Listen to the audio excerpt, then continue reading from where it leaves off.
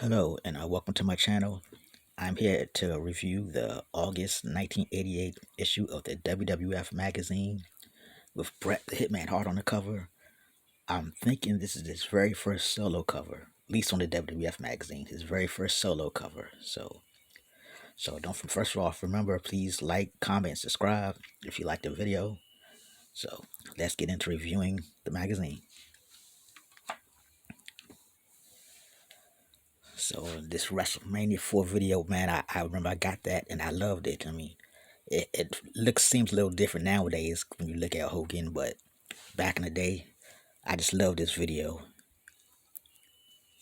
It looks like he was like you open it up and he's coming right out at you. So okay, the table of contents. WWF had an action line. I wonder what that was about here. The voice of the WWF 24 hours a day.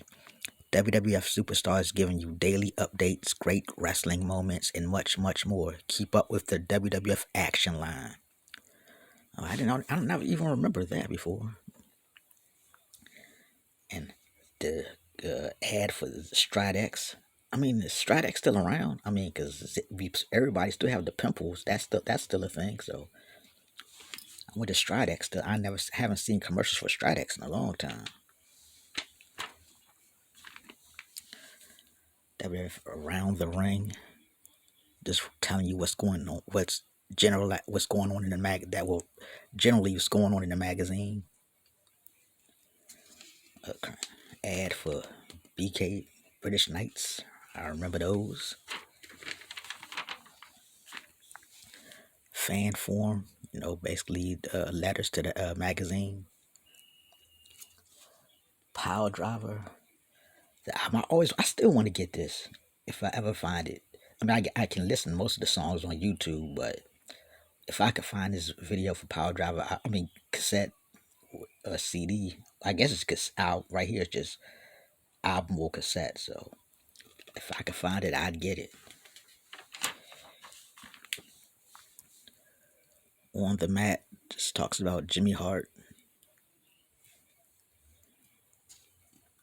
Get all the news, WWF magazines. Subscribe for the WWF magazine. Newsbreakers. Jimmy Hart and Honky Tonk Man double team Brutus Beefcake. Yeah, I remember seeing it on TV. And Brutus, everybody, Brutus Beefcake kind of gets a bad rap because he was kind of looked up as like a Hogan hanger-oner, like just Hogan's lapdog or whatever. But in the WWF, once he turned to a good guy and started doing the Brutus the Barber gimmick, he was over, and he was a pretty good wrestler. So it really wasn't to, I guess, WCW that they started calling him when he went with Hogan to WCW, that he was called. He got that label of a lapdog. You kind of wonder if he didn't leave with Hogan, if he would have stayed in the WWF. He could have continued using the Brutus the Barber Beefcake name. His career probably would have been better if he would have stayed instead of going following Hogan all around.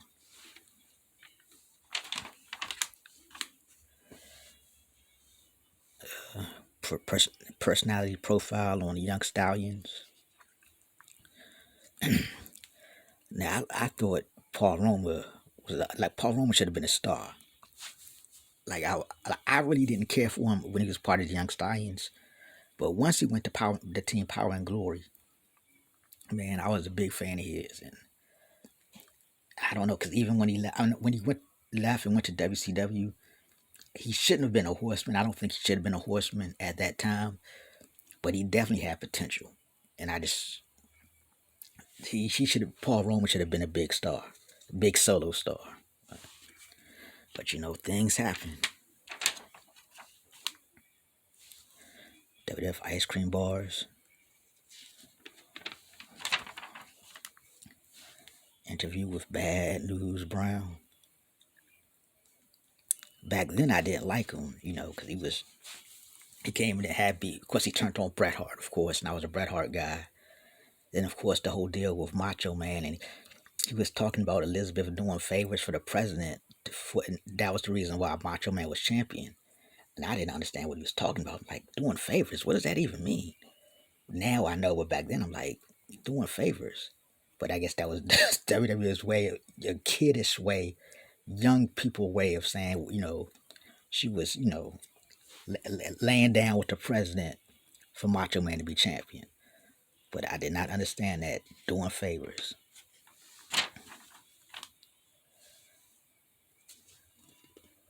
More bad news. The Battle of the Titans. Randy Savage whips Virgil and takes DiBiase too.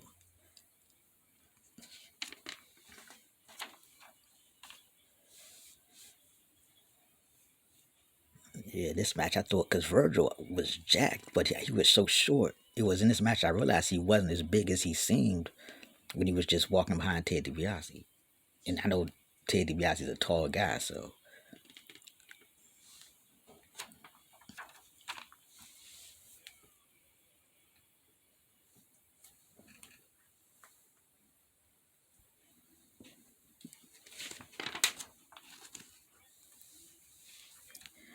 the hitman aims high.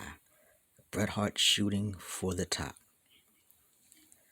And this basically just talks about, Bret Hart going solo.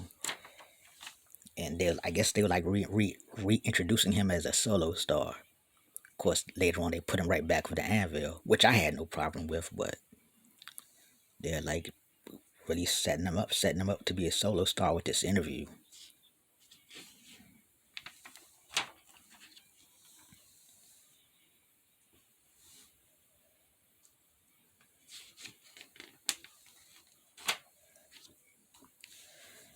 WWF trivia, WWF merchandise catalog.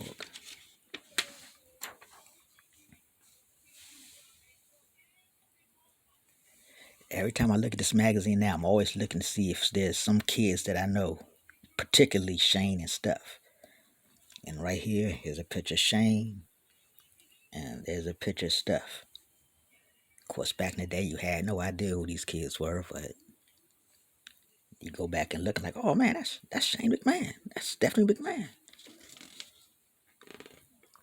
Always wanted this Macho Man shirt. Never got it.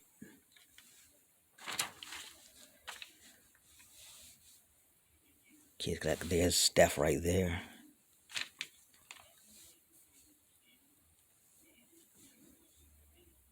Always wanted those WWF playing cards. Never got them.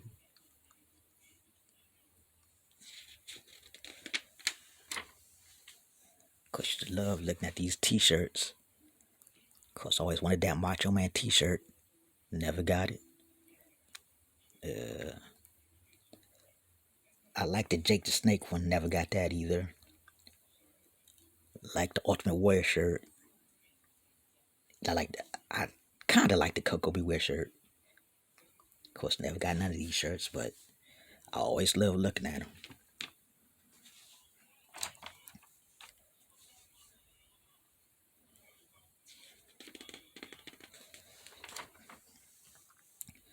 The posters. Of course, I wanted that Macho Man poster. The Demolition one looked cool. Yeah, wanted the Brutus Beefcake one, and even the Ultimate Warrior at the time.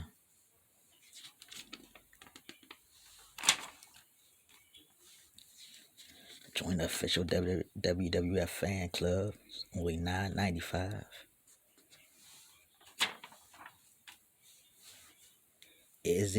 Is he or isn't she? Jimmy Hart and Peggy Sue. This is just basically where they said Jimmy Hart was banned from ringside, so Honky Tonk Man brought out his girlfriend, Peggy Sue. But of course, she covered her face, and of course, eventually, Brutus Beefcake got her in the ring and exposed her to be Jimmy Hart. Great angle. Great angle by Jimmy Hart. One of the great managers that doesn't get the credit.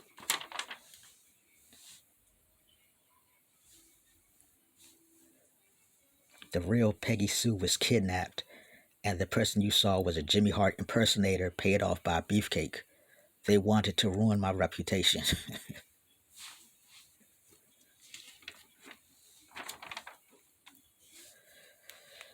Randy Macho Man Savage first 100 days as champ, and they just have a bunch of wrestlers, like a bunch of the bad guy wrestlers, saying how he's a bad champ and they're going to beat him for, or their men are going to beat them for the title. Then of course you got a bunch of the good guy wrestlers defending him and saying what a great champion he is.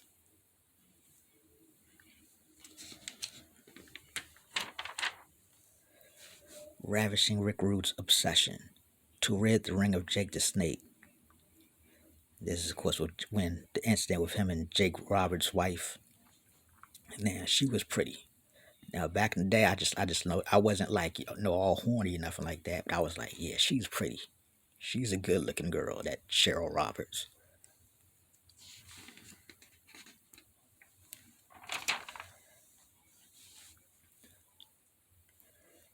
I know their match at WrestleMania 4 wasn't that good, but I think they did have some good matches. Yeah, 'cause they both won a game.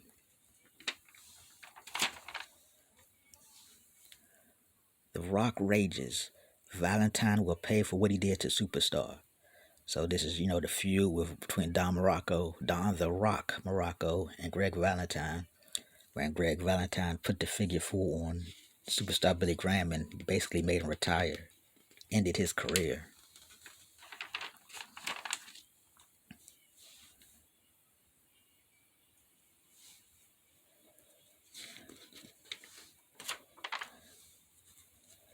And Morocco talked about what he was going to do to Valentine, how he was going to cripple him and make him retire just like Valentine made Billy Graham retire.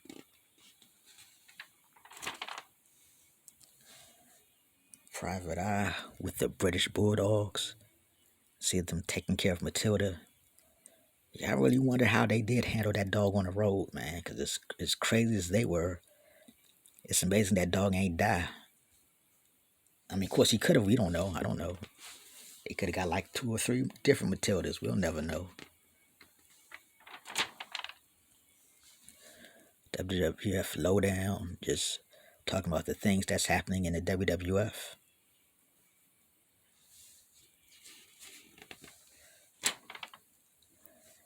Wrap up, WWF wrap up. And all of that. I used to always look at these, wanting to get all these magazines, all of the back issues of WWF magazine. I didn't get any of them, by the way. And Wrestlers Rebuttal.